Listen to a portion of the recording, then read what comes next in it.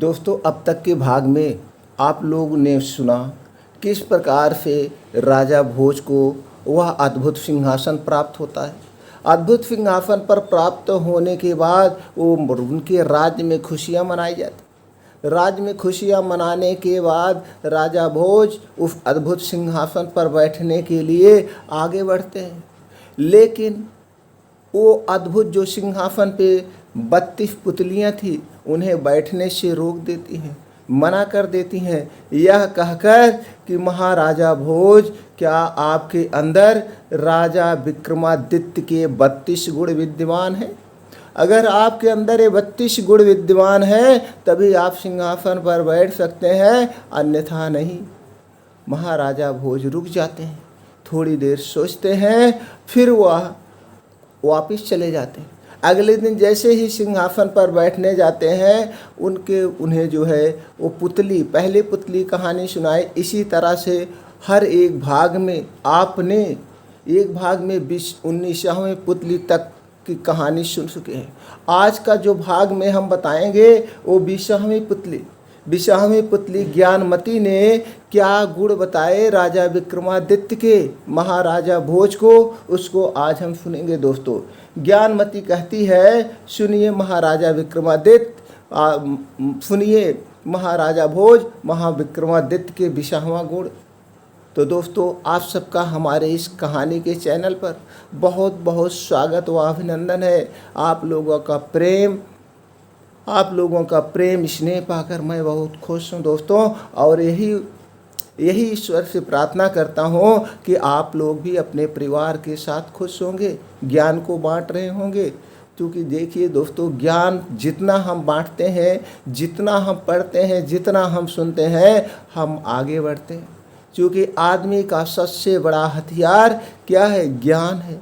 ज्ञान ही तो हथियार है। आदमी घर में रहकर भी खाना पीना खा सकता है। तो दोस्तों, घर पे रहिए, अपने ज्ञान को बढ़ाइए। चलिए दोस्तों, जानते हैं 20वीं पुतली ज्ञानमती क्या गुण बताती है। तो दोस्तों, कहानी सुनने के पहले एक बार प्रेम से बोल दीजिए, जय श्री राम, जय श्री राम। राजा विक्रमादित्य सच्चे ज्ञान के बहुत बड़े पारखी थे तथा ज्ञानियों की बहुत कद्र करते थे। उन्होंने अपने दरबार में चुन चुनकर विद्वानों, पंडितों, लेखकों और कलाकारों को जगह दे रखी थी तथा उनके अनुभव और ज्ञान का भरपूर सम्मान करते थे। एक दिन वह वन में किसी कारण विचरण कर रहे थे तो उनके कानों में 2 आदमियों की बातचीत का कुछ अंश सुनाई पड़ा। उनकी समझ में आ गया कि उनमें से एक ज्योतिषी है तथा उन्होंने चंदन का टीका लगाया और अंतर्ध्यान हो गए। ज्योतिषी अपने दोस्त को बोला, मैंने ज्योतिषी का पूरा ज्ञान अर्जित कर लिया है और अब मैं तुम्हारे भूत, वर्तमान और भविष्य के बारे में सब कुछ स्पष्ट बता सकता हूँ।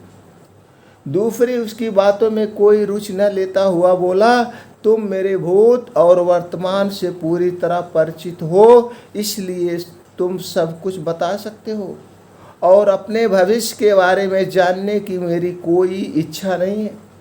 अच्छा होता तुम अपना ज्ञान अपने तक ही सीमित रखते। मगर ज्योतिषी रुकने वाला नहीं था। वह बोला, इन बिखरी हुई हड्डियों को देख रहे हो? मैं इन हड्डियों को देखते हुए ही बता सकता हूँ कि ये हड्डियाँ किस जानवर की है, इसके साथ क्या क्या बीता होगा। लेकिन उसके दोस्त ने फिर भी उसकी बातों में अपनी रुचि नहीं जताई। तभी ज्योतिषी की नज़र जमीन पर पड़ी पद चिन्हों पर गई। उसने कहा, ये पद चिन्ह किसी राजा के हैं और सत्यता की जांच तुम खुद कर सकते हो।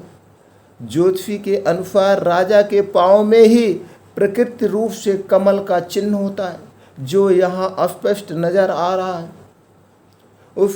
उसके दोस्त ने सोचा कि सत्यता की जांच कर ही ली जाए, अन्यथा यह ज्योतिषी बोलता ही रहेगा, कभी शांत नहीं होगा। पद चिन्हों का अनुसरण करते करते वह जंगल में अंदर आते हैं। वहाँ जहाँ पद चिन्ह समाप्त होते थे वहाँ कुल्हाड़ी लिए एक लकड़हारा खड़ा था तथा कुल्हाड़ी से एक पेड़ काट रहा था। जोतफी ने उसे देखा। जोतफी ने उसे अपने पांव दिखाने का रिक्वेस्ट किया। लकड़हारे ने अपने पांव दिखाए तो उसका दिमाग ही चकरा गया। उसका दिमाग चकरा गया। लकड़हारे के पांव पर प्रकृति रूप से कमल के चिन्ह थे। जोतफी ने जब उससे उनका असली परिचय पूछा तो वह लकड़हारा बोला कि उसका जन्म ही ये लकड़हारे के घर हुआ है, उसका जन्म ही, तथा वह कई पुश्तों से यही काम कर रहा। जोतफी सोच रहा था कि वह राजकुमार है और राजकुल का है तथा किसी परिस्थितियां बस लकड़हारे का काम कर रहा है बेचारा। अब उसका विश्वास अपने जोतफी ज्ञान से उठने लगा। उसका दोस्त उसका उपहास करने लगा तो वह चिढ़कर बोला, चलो चलकर राजा विक्रमादित्य के पांव देख लेते हैं। अगर उनके पांव पर कमल चिन्ह नहीं हुआ तो मैं सचमुच ज्योतिष शास्त्र को झूठा समझूंगा और मान लूंगा कि मेरा ज्योतिष अध्ययन बेकार चला गया। वह लकड़हारे को छोड़ उज्जैन नगरी को चले गए और वहाँ पर जा कर के राजभवन छोड़ दिए। वहाँ पर जा कर के और देखा, काफ़ी चलने के बाद राजमहल पहुँचे। राजमहल पहुँचकर उन्होंने विक्रमादित्य से मिलने की इच्छा जताई। जब विक्रमादित्य सामने आए तो उन्होंने उनसे अपना पैर दिखाने की प्रार्थना की, निवेदन किया। विक्रम का पैर देखकर ज्योतिषी सन्ना गया। उनके पांव भी साधारण मनुष्य के पांव जैसे थे। उन पर वैसे ही आड़ी तिरछी रेखाएं थी। कोई कमल चिन्ह नहीं था। ज्योतिषी को अपने ज्योतिष ज्ञान पर नहीं पर के पूरे ज्योतिषी शास्त्र पर संदेह होने लगा। वह राजा से बोला, ज्योतिष शास्त्र कहता है कि कमल चिन्ह जिसके पांव में मौजूद हो वह व्यक्ति राजा होगा ही, मगर वह सरासर असत्य। जिसके पांव पर मैंने ये चिन्ह देखे वह पुश्तैनी लकड़हारा है। दूर तक उसका संबंध किसी राजघराने से नहीं है। पेट भरने के लिए जी तोड़ मेहनत करता तथा हर सुख सुविधाओं से वंचित है। दूसरी ओर आप जैसा चक्रवर्ती सम्राट जिसके भाग में भोग करने वाली हर चीज है और दूसरी ओर आप जैसा चक्र और जिसकी कीर्ति दूर दूर तक फैली हुई है, उसको राजाओं का राजा कहा जाता है, मगर आपके पांव में ऐसा कोई चिन्ह मौजूद नहीं। राजा को हंसी आ गई और उन्होंने पूछा, क्या आपको विश्वास अपने ज्ञान तथा विद्या पर से उठ गया है? ज्योतिषी ने जवाब दिया, बिल्कुल। मुझे अब रत्ती भर भी विश्वास नहीं रहा। उसने राजा से नम्रता पूर्वक विदा लेते हुए अपने मित्र से चलने का इशारा किया। जब वह चलने को हुआ तो राजा ने उसे रुकने को कहा। राजा ने कहा, रुक जाइए ज्योतिषी महाराज। दोनों ठिठक कर रुक गए। विक्रम ने एक चाकू मंगवाया तथा पैरों के तलवों को खुरचने लगा। खुरचने पर तलवों की चमड़ी उतर गई और अंदर से कमल के चिन्ह स्पष्ट हो गए। ज्योतिषी को हतप्रभ देख विक्रम ने कहा, हे ज्योतिषी महाराज, आपके ज्ञान में कोई कमी नहीं है। आप ज्ञानी हैं, इसमें संदेह नहीं है, लेकिन आपका ज्ञान तब तक अधूरा रहेगा जब तक आप अपने ज्ञान की ढिढोरे हाँकेंगे और जब तक उसकी जांच करते रहेंगे। मैंने आपकी बातें सुन ली थी और मैंने ही जंगल में लकड़हारे के वेश में आपसे मिला था। मैंने आपकी विद्वता की जांच के लिए अपने पैरों पर खाल चढ़ा ली थी ताकि कमल की आकृति ढक जाए। आपने तब कमल की आकृति नहीं देखी तो आपका विश्वास ही अपने विद्या से उठ गया। यह अच्छी बात नहीं है ज्योतिषी। फिर बिशाहवी पुतली ने एक कहानी सुनाने के बाद राजा भोज से पूछती है, क्या आपके अंदर एक गुण विद्यमान है? अगर है तो आपका इस अद्भुत सिंहासन पर स्वागत है, आइए महाराज। इतना कहते ही बिशाहवी पुतली उड़ जाती है। महाराजा रुकते हैं और सोचते हैं, वापस राजमहल वापस चले जाते। वापस जाने के बाद फिर बहुत सोच विचार के बाद वो फिर अगले दिन उस अद्भुत राज सिंहासन की तरफ बढ़ने लगते हैं। फिर आगे बढ़ते ही है कि 21वें पुतली चंद्रज्योति 21वें पुतली चंद्रज्योत कहती है, रुक जाइए महाराज, क्या आपके अंदर एक गुण है? अगर ये गुण है तो आप पधारिए, नहीं तो इस गुण का ज्ञान लीजिए और फिर आप सिंहासन पर आइए। फिर उसके बाद चंद्रज्योति बताना शुरू करती है। एक बार विक्रमादित्य यज्ञ करने की तैयारी कर रहे थे। वह उस यज्ञ में चंद्रदेव को आमंत्रित करना चाहते थे। चंद्रदेव को आमंत्रण देने कौन जाए, इस पर विचार करने लगे। काफ़ी सोच विचार के बाद उन्हें लगा कि महामंत्री ही इस कार्य के लिए सर्वोत्तम रहेंगे। उन्होंने महामंत्री को बुलाकर उनसे विचार विमर्श करना शुरू किया। तभी महामंत्री के घर का एक नौकर वहां आकर खड़ा हो गया। महामंत्री ने उसे देखा तो समझ गए कि अवश्य कोई बहुत ही गंभीर बात है, अन्यथा वह नौकर उसके पास नहीं आता। उन्होंने राजा से क्षमा मांगी और नौकर से अलग जाकर कुछ पूछा। जब नौकर ने कुछ बताया तो उनका चेहरा उतर गया और वह राजा से विदा लेकर वहां से चले गए। महामंत्री के अचानक दुखी और चिंतित होकर चले जाने पर राजा को लगा कि अवश्य ही महामंत्री को कोई कष्ट है। उन्होंने नौकर से उनके इस तरह जाने का कारण पूछा तो नौकर हिचकिचाया। जब राजा ने आदेश दिया तो वह हाथ जोड़कर बोला कि महाराज जी, मैंने आपसे सच्चाई नहीं बताने को कहा था। उन्होंने कहा था कि सच्चाई जानने के बाद राजा का ध्यान बढ़ जाएगा, इसलिए तुम सच्चाई मत बताना। तो यज्ञ होने वाला है, उसमें व्यवधान होगा। राजा ने कहा कि महामंत्री उनके बड़े ही स्वामी भक्त हैं, बड़े ही स्वामी भक्त सेवक हैं और उनका भी कर्तव्य है कि उनके कष्ट का हर संभव निवारण किया जाए।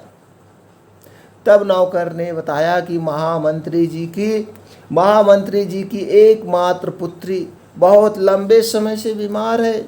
उन्होंने उसकी बीमारी एक से बढ़कर एक वैद्य को दिखाई, पर कोई भी चिकित्सा कारगर नहीं साबित हुई।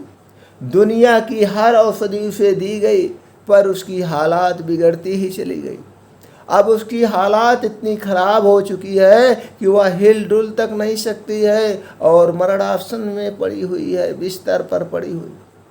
विक्रमादित्य ने जब यह सुना तो व्याकुल हो गए। उन्होंने राजवैद्य को बुलवाया और जानना चाहा कि उसने महामंत्री की पुत्री की चिकित्सा की या नहीं। राजवैद्य ने कहा कि उसकी चिकित्सा केवल ख्वांग बूटी से की जा सकती है, दुनिया की अन्य कोई औषधि कारगर नहीं हो सकती है। ख्वांग बूटी एक बहुत ही दुर्लभ औषधि है, जिसे ढूंढ कर लाने में कई महीने लग जाएंगे। राजा विक्रमादित्य ने यह सुनकर कहा, तुम्हें उस स्थान का पता है जहाँ यह बूटी मिलती है? राजवैद्य ने बताया कि वह बूटी नील रत्नागिरी की घाटियों में पाई जाती है, लेकिन उस तक पहुँचना बहुत ही कठिन है। रास्ते में भयंकर सांप, बिच्छू, हिंसक जानवर से भरे पड़े हैं। राजा ने यह सुनकर उससे उस बूटी की पहचान बताने को कहा। राजवैद्य ने बताया कि वह पौधा आधा नीला आधा पीला फूल लिए हुए होता है तथा उसकी पत्तियां लाजवंती के पत्तों की तरह स्पर्श सकुचा जाती है, छूते ही सकुचा जाती हैं। विक्रम यज्ञ की बात भूलकर ख्वांग बूटी की खोज में जाने का निर्णय कर बैठे। उन्होंने तुरंत काली के द्वारा काली के दिए गए बेतालों का स्मरण किया। बेताल उन्हें आनन फानन में नील रत्नागिरी की ओर ले चले। पहाड़ी पर उन्हें उतार कर बेताल अदृश्य हो गए। राजा घाटियों की ओर बढ़ने लगे। घाटियों में एकदम अंधेरा था, चारों ओर घने जंगल थे। राजा बढ़ते ही रहे। एकाएक उनको कानों में सिंह की दहाड़ पड़ी। वह संभल पाते कि इससे पहले ही सिंह ने उनके ऊपर आक्रमण कर दिया। राजा ने बिजली जैसी फुर्तीली दिखाकर खुद को तो बचा लिया, मगर सिंह उनकी एक बाह को घायल करने में कामयाब हो गया। सिंह दोबारा जब उन पर झपटा तो उन्होंने भरपूर प्रहार से उसे प्राण ले लिए। उसे मारकर जब वह आगे बढ़े तो रास्ते पर सैकड़ों विषधर दिखे।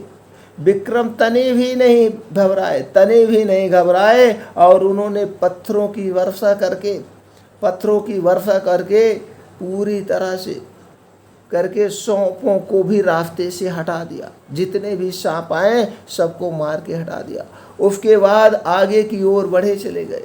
रास्ते में एक जगह इन्हें लगा कि वह हवा में तैर रहे हैं। ध्यान से देखने पर उन्हें एक दैत्याकार अजगर दिखा। वह समझ गए कि अजगर उन्हें अपना ग्रास बना रहा है। ज्यों ही वह अजगर के पेट में पहुंचे कि उन्होंने अपनी तलवार से अजगर का पेट चीर दिया और बाहर आ गए। तब तक गर्मी और थकान से उनका बुरा हाल हो गया था। अंधेरा भी घिर रहा था। उन्होंने एक वृक्ष पर चढ़कर विश्राम किया। ज्यों ही सुबह हुई वह खोंग बूटी की खोज में इधर उधर घूमने लगे। उसकी खोज में इधर उधर भटकते न जाने कब शाम हो गई और अंधेरा छा गया, उन्हें पता ही नहीं चला। अधीर होकर उन्होंने कहा, काश चंद्रदेव मदद करते। इतना कहना था कि मानो चमत्कार हो गया। घाटियों में दूध जैसी चांदनी फैल गई। अंधकार ना जाने कहाँ गायब हो गया। सारी चीजें ऐसे साफ दिखने लगी मानो दिन का उजाला हो गया हो। थोड़ी दूर बढ़ने पर ही उन्हें ऐसे पौधे की झाड़ी नजर आई जिस पर आधे नीले आधे पीले फूल लगे थे। उन्होंने पत्तियां छुई तो लाजवंती की तरह सकचा गई। उन्हें संशय नहीं रहा। उन्होंने खोंग बूटी का बड़ा सा हिस्सा काट लिया। वह बूटी लेकर चलने ही वाले थे कि दिन जैसा उजाला हुआ और चंद्रदेव सशरीर उनके सम्मुख आ खड़े हुए। विक्रम ने बड़ी श्रद्धा से उनको प्रणाम किया। चंद्रदेव ने उन्हें अमृत देते हुए कहा कि अब सिर्फ अमृत ये महामंत्री की पुत्री को जिद्दा कर सकता है, जिला सकता है। उनकी परोपकार की भावना से प्रभावित होकर वह खुद अमृत लेकर उपस्थित हुए। उन्होंने जाते जाते विक्रम को समझाया कि उनके सशरीर यज्ञ में उपस्थित होने से विश्व के अन्य भागों में अंधकार हो जाएगा। इसलिए वह उनसे अपने यज्ञ में उपस्थित न होने की प्रार्थना करें। उन्होंने विक्रम को यज्ञ अच्छी तरह संपन्न कराने का आशीर्वाद दिया और अंतर्ध्यान हो गए। विक्रम खोंग बूटे और अमृत लेकर उज्जैन आए। उन्होंने अमृत की बूंदें टपकाकर महामंत्री की बेटी को जीवित किया तथा खोंग बूटी जनहित के लिए रख दिया। चारों ओर उनकी जय जयकार होने लगी। फिर उसके बाद 21वें पुतले कहती है, महाराजा भोज, क्या आपके अंदर एक गुण विद्यमान है? अगर एक गुण विद्यमान है तो कृपया आप आगे आइए, अन्यथा आप वापस जाइए। महाराजा भोज कुछ देर सोचते हैं, फिर वापस चले जाते हैं राजमहल। और फिर अगले दिन सुबह ही पूरी तैयारी के साथ उस अद्भुत सिंहासन की तरफ बढ़ने वाले होते हैं कि 22वें फिर वैश्याएं पुतली रोक देती है, कहती है महाराजा भोज अभी आप रुक जाइए, क्या आपके अंदर यह गुण विद्वान है? क्या आपके अंदर ये गुण विद्वान है? फिर अनुरोधवती वैश्याएं पुतली अनुरोधवती कहती है अगर नहीं है तो सुनिए ये गुण अगर है तभी आप बैठ सकते हैं। फिर अनुरोधवती महाराजा विक्रमादित्य के वो अद्भुत ज्ञान के बारे में बताना शुरू करते। तो दोस्तों अनुरोधवती क्या बताएगी, उस कहानी से हमें क्या ज्ञान मिलेगा, हम अगले भाग में सुनते हैं। तब तक आप अपने परिवार के साथ खुश रहिए और खुशियाँ मनाइए। फिर मिलते हैं अगले भाग में महाराजा विक्रमादित्य के वैश्यावें गुण के साथ।